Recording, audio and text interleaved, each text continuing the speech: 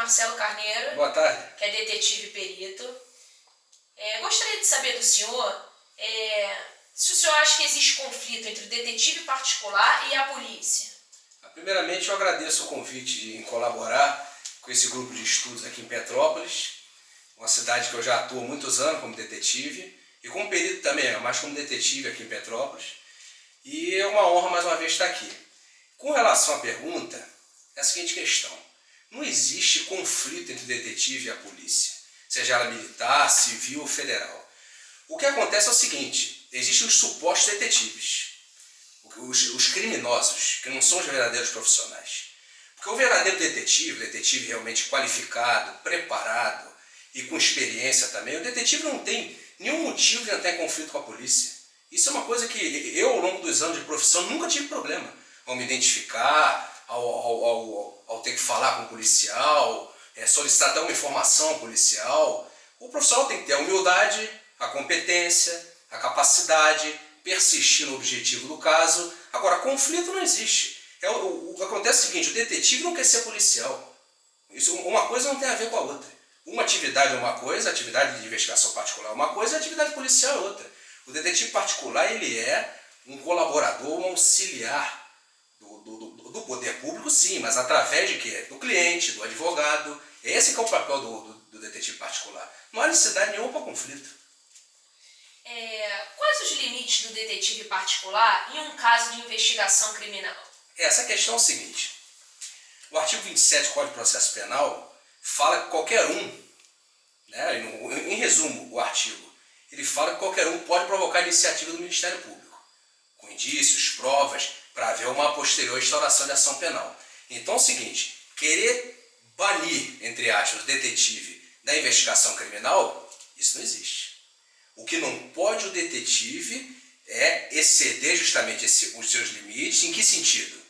Como uma coisa que parece até com a pergunta anterior. Ele querer fazer o papel de policial, inquirir testemunhas, intimar pessoas, aí não é possível.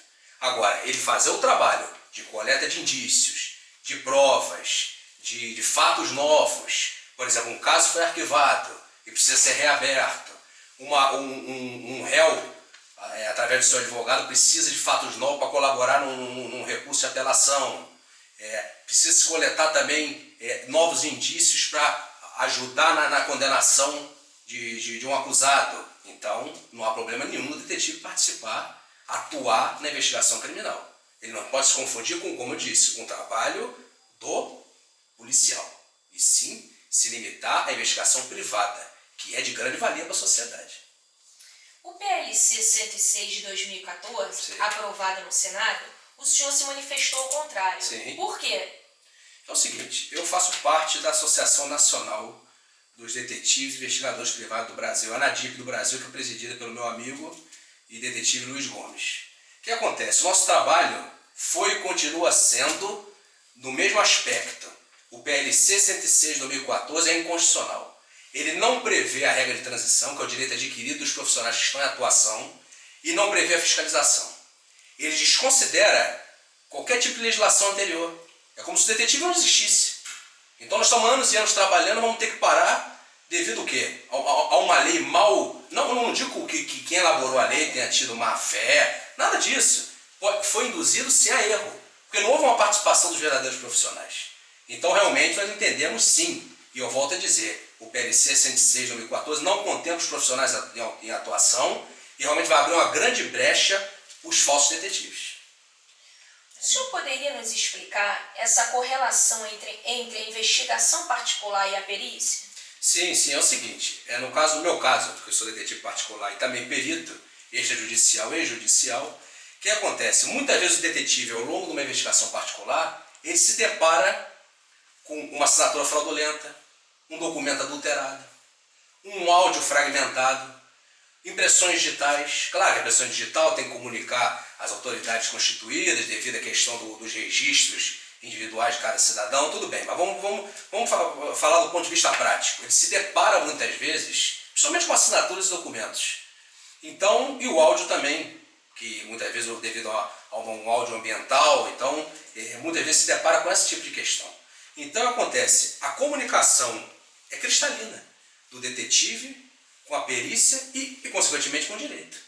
Então é muito importante, que eu defendo sempre isso, que o detetive deva ter noções periciais, noções de perícia e noções de direito. Eu não digo ele ser perito e ser bacharel em direito. Claro, isso se ele quiser se qualificar mais, mas pelo menos noções é muito importante. Porque isso no dia a dia vai acontecer muitas vezes de se deparar, como no meu caso, que várias vezes eu me deparei. E com esses conhecimentos vai agregar o quê? Até aumentar a qualidade da prestação de serviço do detetive particular. Porque ele vai abrir outros pontos de trabalho, outras extensões de trabalho. E vai vir o quê? A enriquecer a investigação particular e a conclusão do caso. Doutor Marcelo, muito obrigado pelos seus esclarecimentos e colaboração. Muito obrigado, uma boa noite para vocês, e que a hora já estendeu. E quando precisar, sempre que vocês me chamarem, eu estarei aqui para colaborar. Tá? Muito obrigado.